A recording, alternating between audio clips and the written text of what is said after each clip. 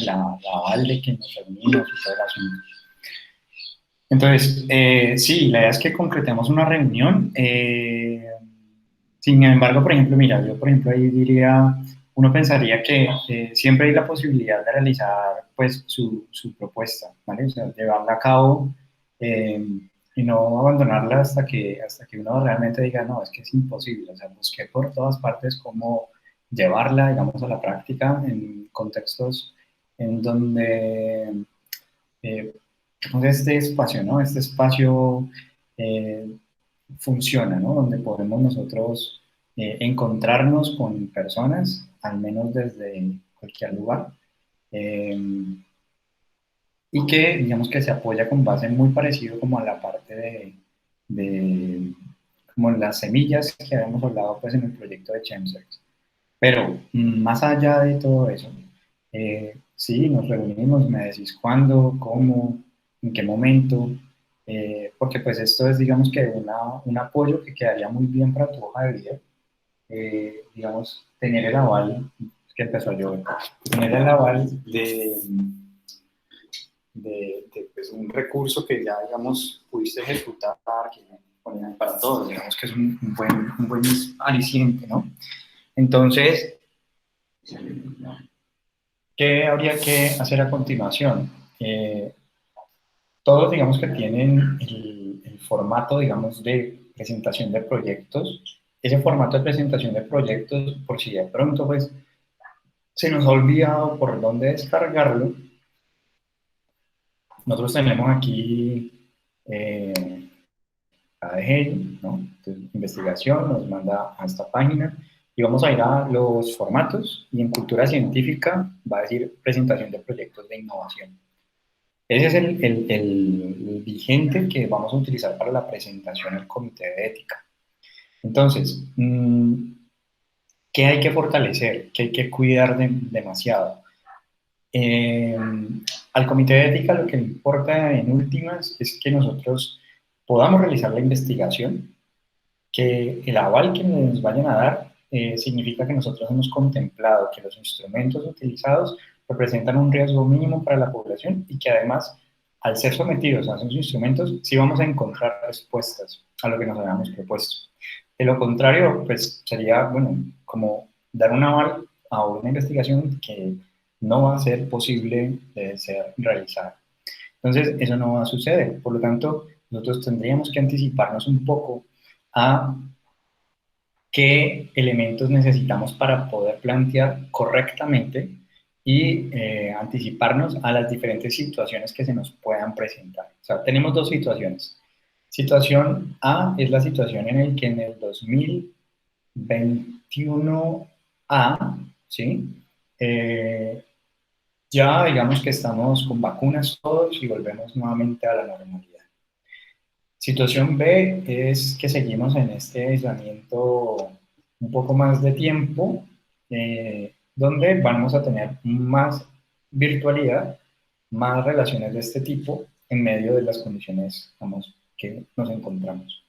Entonces, para ambas situaciones, digamos que nosotros tendríamos que pensar cuáles van a ser los instrumentos y esos instrumentos cómo los vamos a volver eh, casi que para potencializar, digamos, los datos que nosotros necesitamos recolectar. Entonces, por ejemplo, hablo por mí, yo necesito, por ejemplo, en este momento recolectar alrededor de una muestra para que tenga un intervalo del 5% de margen de error, más o menos de 171 estudiantes o 179 estudiantes del programa de psicología.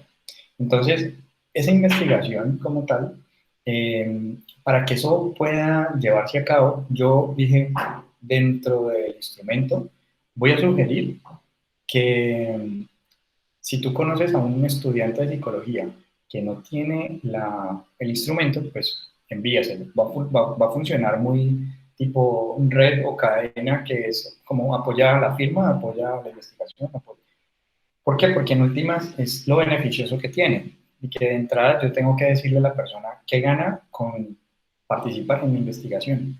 Entonces, si ustedes participan en esa investigación, yo les voy a decir a ustedes a vuelta de correo cuál es el estilo de aprendizaje que ustedes tienen, el estilo de enseñanza que les gusta, si tienen algún problema de salud mental común, un trastorno de salud mental común, o también si tienen algún tipo de disfuncionalidad familiar. Con esos y las condiciones económicas que pueden influir sobre su desempeño académico. Entonces, con base en esa información, ustedes dirían, bueno, yo voy a invertir un tiempo para beneficiarme. Ahora, la pregunta que nosotros nos haríamos inmediatamente es, bueno, ¿qué ganan las personas con participar en nuestra investigación? O sea, ¿cuál es el retorno social que nosotros vamos a darle con el hecho de que yo investigue, que yo lo utilice a usted para sacar información?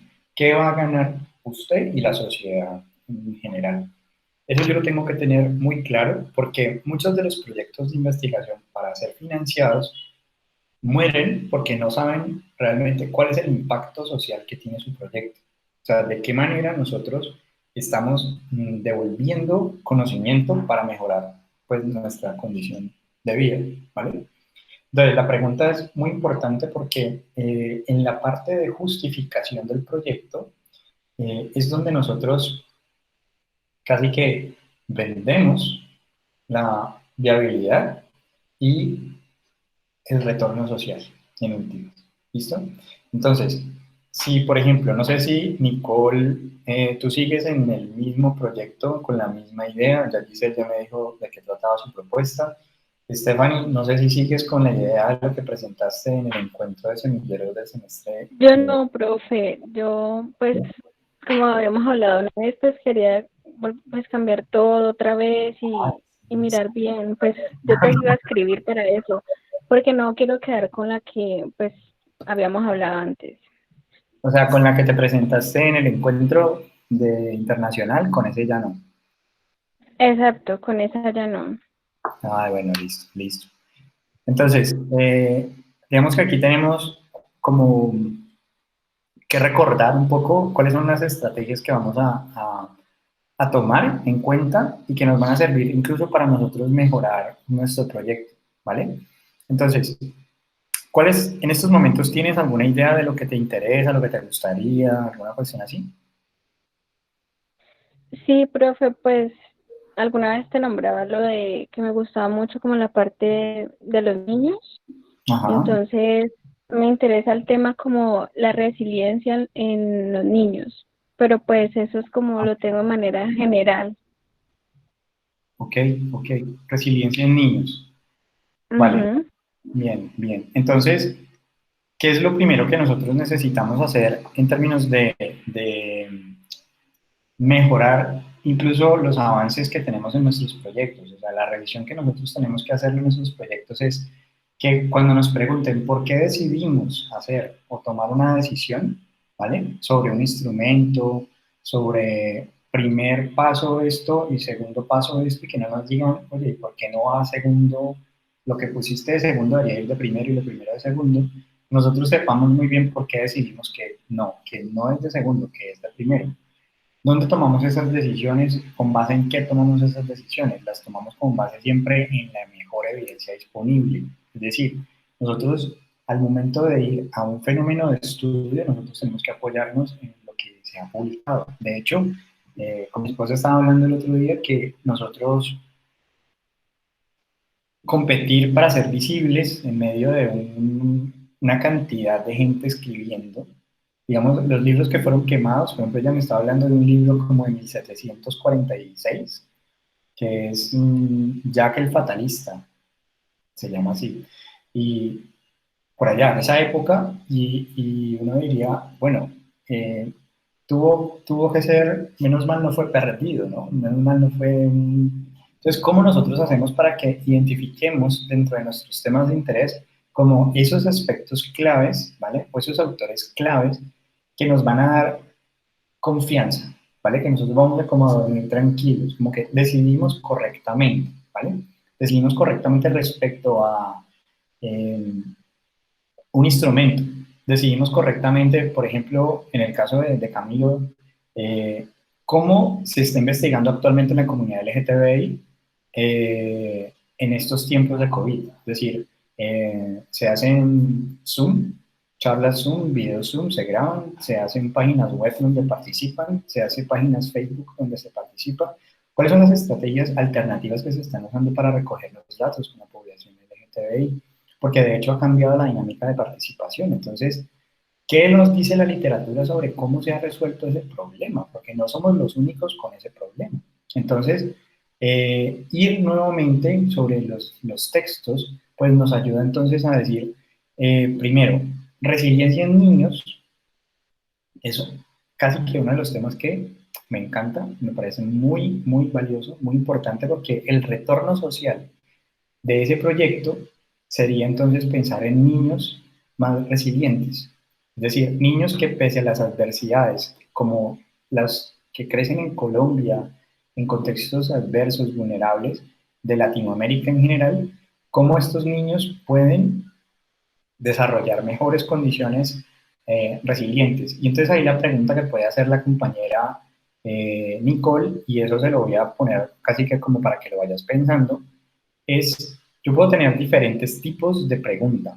Una pregunta puede ir a, ¿cuál es la prevalencia? O sea, ¿cuántos niños resilientes tenemos en el mundo o en Latinoamérica? ¿Qué nos dice la literatura? O, ¿cuántos niños nuevos son resilientes? Por cada niño, ¿qué niño nuevo viene a incluirse? Un fenómeno más de incidencia. O yo puedo decir, ok, yo como reconozco, diagnostico un niño resiliente. Una pregunta netamente por diagnosticar a tiempo, o sea, saber que ese niño es resiliente.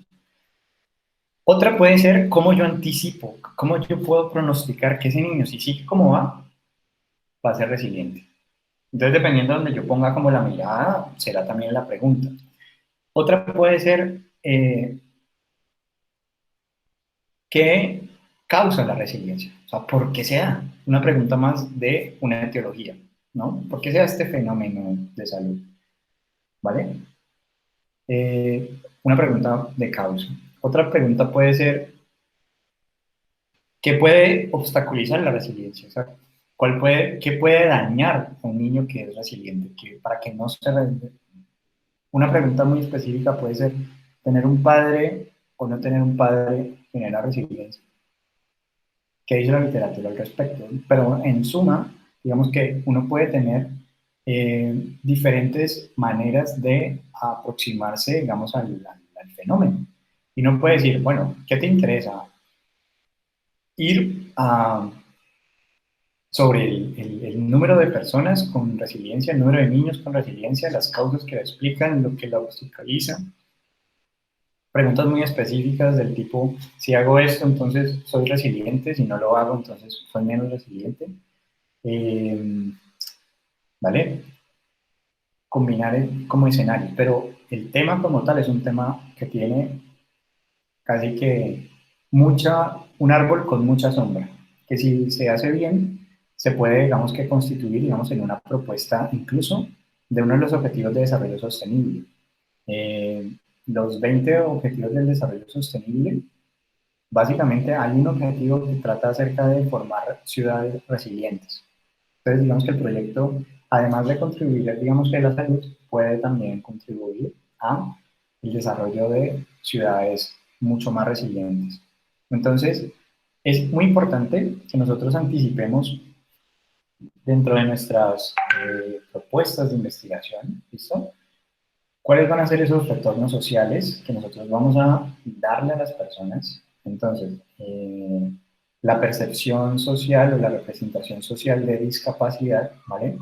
La pregunta entonces ahí sería, si ya existe, digamos, un compendio, unos saberes, una línea de base donde está fijado, digamos, este concepto, prácticamente lo que nosotros necesitaríamos es saber dónde está esa línea de base para nosotros mover un poco esa línea de base. Digamos que el horizonte de lo que sabemos llega a un límite.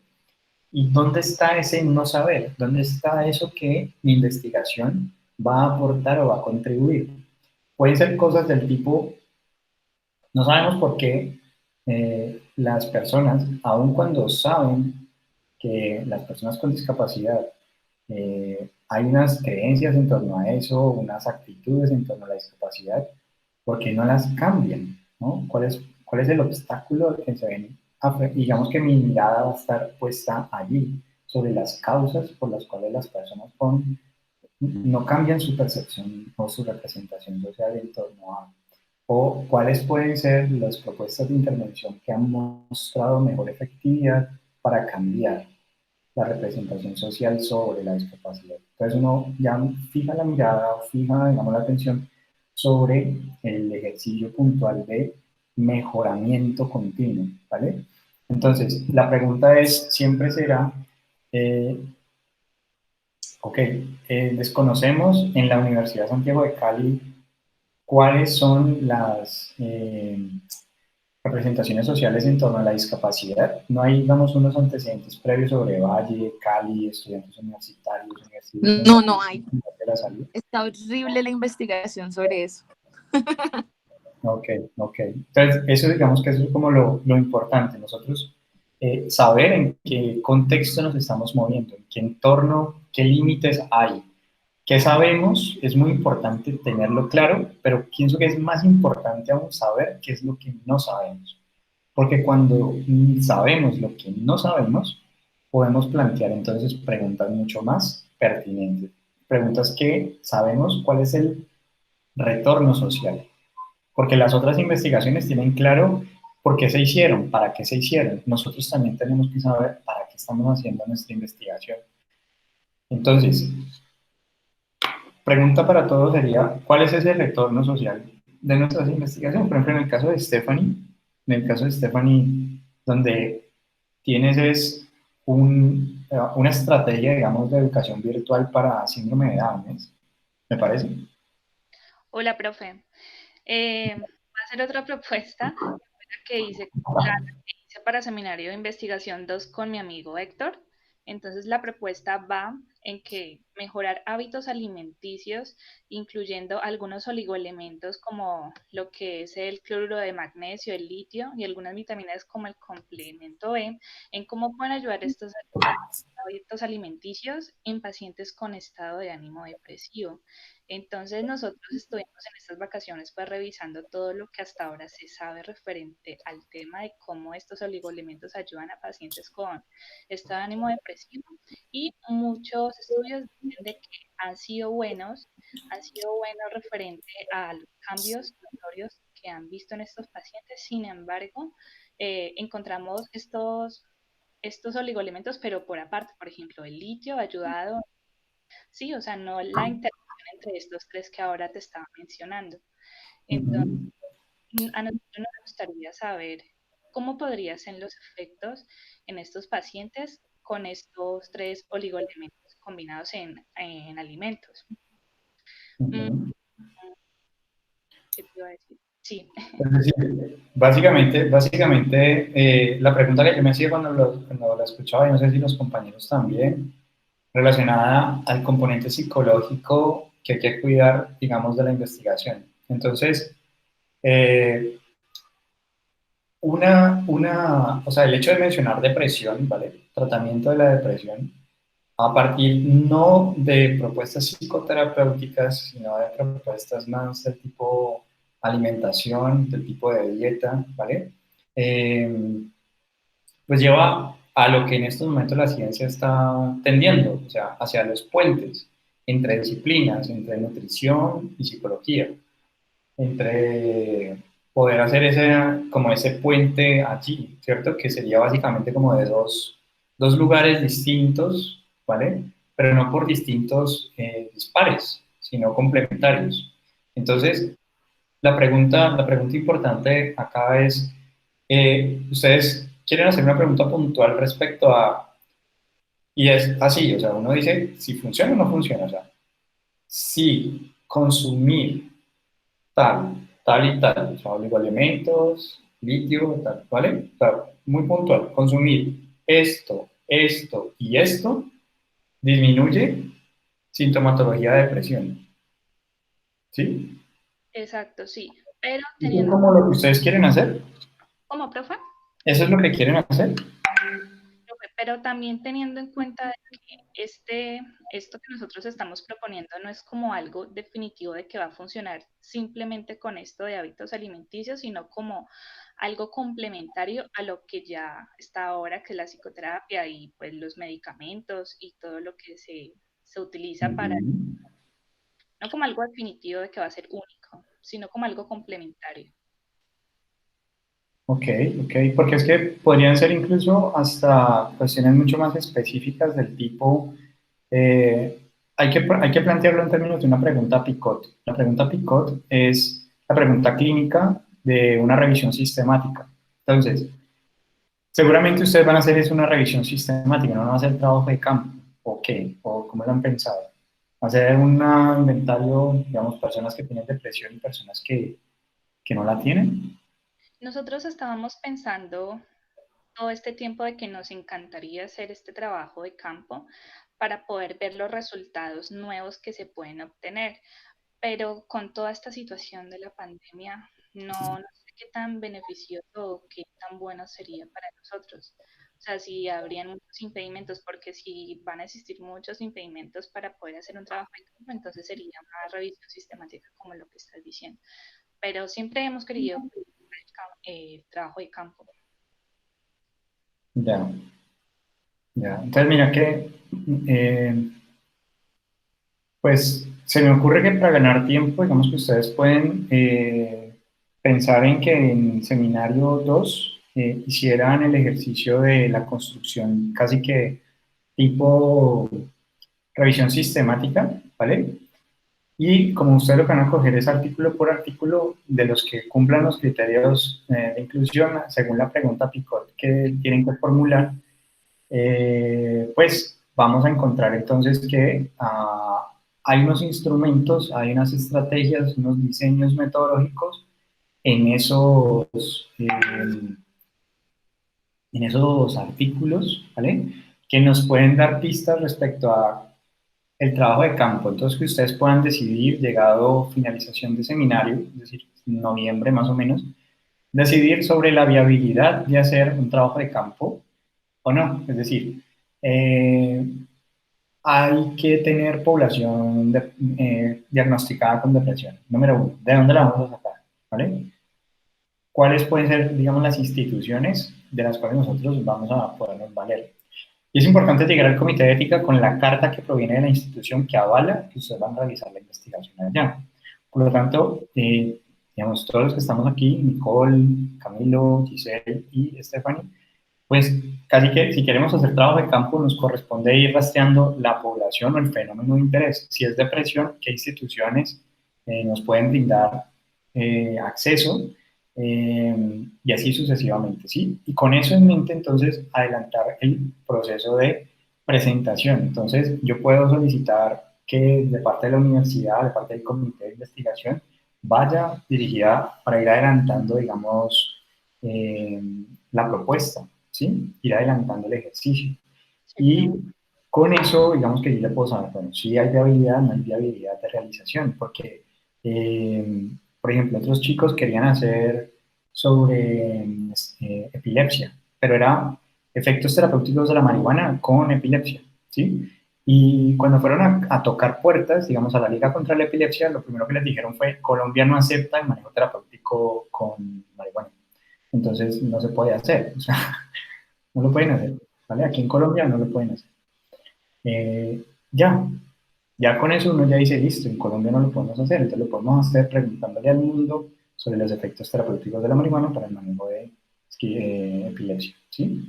Entonces, dependiendo de eso también es importante empezar a hacer nuestras llamadas y verificando, entonces, bueno, ¿cuáles son las unidades de salud mental que hay en Cali? Públicas, privadas, ¿vale? ¿Quién me puedes comunicar? ¿Con quién tengo que hablar? ¿A quién tengo que dirigir? ¿A quién me tengo que escribir? Ir adelantando eso que es bastante administrativo y desgastante para, llegado el momento, saber con qué contamos al momento de realizar la investigación. Eh, Niños resilientes, ¿vale? Niños resilientes, por ejemplo, nosotros podríamos tomar instituciones de educación que les puede interesar el proyecto y pensar entonces, tanto sea que te vayas por clínica o por educativa o por social, donde vayas a realizar el proceso, seguramente vamos a encontrarnos población infantil. Y nosotros en esa población infantil, pues podríamos pensar en fácilmente, dado la ganancia que representa hablarles a las personas que son tutores de esos niños, que lo que estamos tratando de encontrar, identificar, es si son resilientes o no, si hay la probabilidad de que lo sean, y qué variables pueden estar asociadas con esa resiliencia. Digamos que sea ese, digamos, como el trabajo, o cómo desarrollar resiliencia en niños. Entonces tenemos un pre y un post. Entonces una medición pre donde dice que no, y luego una intervención, y luego una medición donde encontramos una propuesta que funciona para mejorar resiliencia, ¿vale?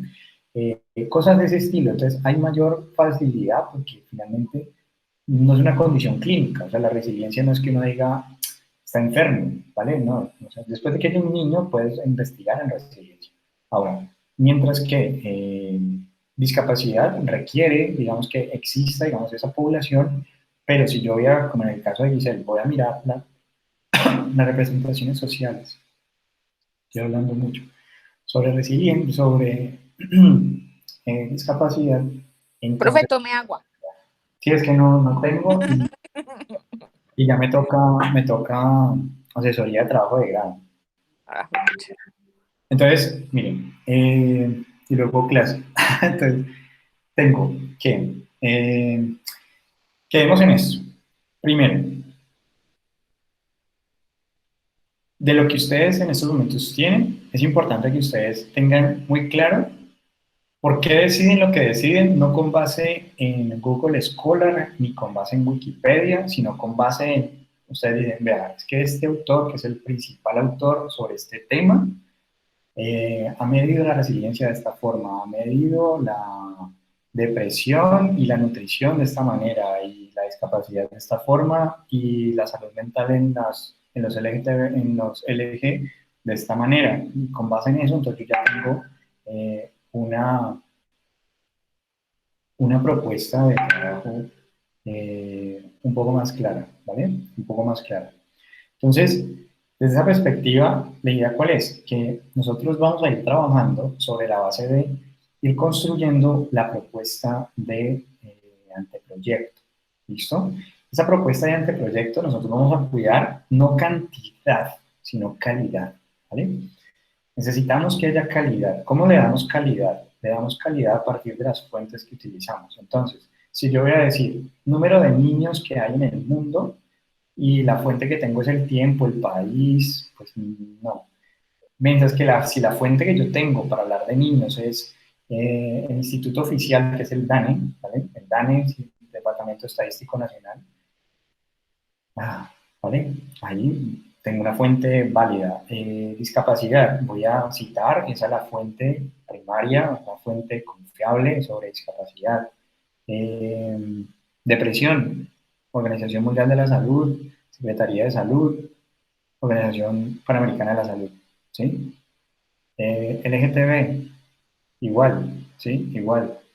¿Qué instituciones son los entes que regulan y que, digamos que si me lo pones, yo confío? Si me vas a hablar de cáncer y no me hablas del Observatorio de Cáncer de Francia, de la Organización Mundial de la Salud, pues yo no lo voy a creer. Así me estés colocando otras fuentes y te diré, oye, pero que no vas a la fuente oficial, ¿sí?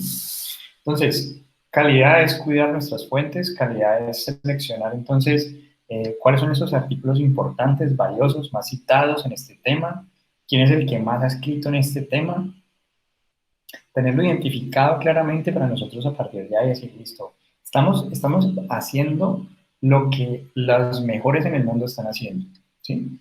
Es decir, estamos utilizando los instrumentos que se utilizaron para esta investigación que ya está publicada, que otros han citado, que otros están produciendo conocimiento con estos instrumentos, ¿vale? Y mirar si esos instrumentos tienen aplicabilidad en nuestra población, es decir, ese instrumento está validado en nuestro idioma, en nuestro contexto, o no está validado, sea un procedimiento cualitativo o cuantitativo, no importa, en cualquiera de los dos escenarios, el diseño metodológico que tomemos va a ser basado en la evidencia. Para el caso de todos nosotros, pues la invitación es que nosotros tengamos muy claro cuál es la hipótesis que nosotros tenemos. O sea, que efectivamente, digamos que la pregunta y nuestros objetivos nos permitan que lo que queríamos hacer lo hagamos. ¿Listo? Entonces, ¿cuál es como la tarea? Que no sé si podemos, si creamos una carpeta de Drive donde compartimos nuestros archivos, donde hacemos retroalimentación a los archivos y podemos entonces ir como avanzando sobre el proceso, ¿vale? La idea es que nos empecemos a reunir, que podamos acordar. La idea es que 5 a 6 parece que está bien. Pero entonces tratar de tener estos ejercicios adelantados para que podamos ir viendo frutos, donde podamos entonces enviar las propuestas como propuestas de investigación y en la medida que tengamos resultados preliminares, pues empezar a publicar, empezar a enviar, digamos, documentos a partir de ahí. ¿Listo? Eso sería como en esencia, como la sesión de hoy de semillero. ¿Con qué objeto vamos a tratar entonces de los que están en octavo semestre y que van a entrar a noveno, tener lista una propuesta de anteproyecto? Para el caso noveno semestre, Camilo, cumplir con el asunto de la presentación a comité de ética. Entonces vayan revisando si piensan hacer trabajo de campo, quiénes les van a brindar esa información, a quién tienen que contactar, casi que aterricemos la propuesta. Miremos si es posible hacerla. No, es que estamos en aislamiento social. ¿Qué alternativas tengo? ¿Qué me dice la literatura que puedo dar como otro rumbo para poder hacer la investigación? De hecho, no la puedo hacer, pero no quiero abandonarla, quiero hacer. Entonces, ¿qué podemos hacer? Y lo vamos a encontrar. ¿Vale? Entonces, espero que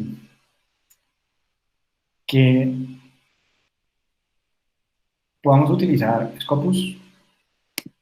¿Listo? Scopus como primer fuente, buscar aquí las palabras claves, las combinaciones de palabras claves, que eso ya lo hemos hablado pues antes en el semillero.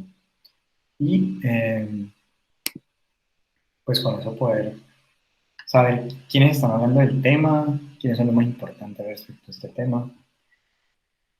Y bueno, en Google Scholar también. Google Scholar también nos puede ayudar.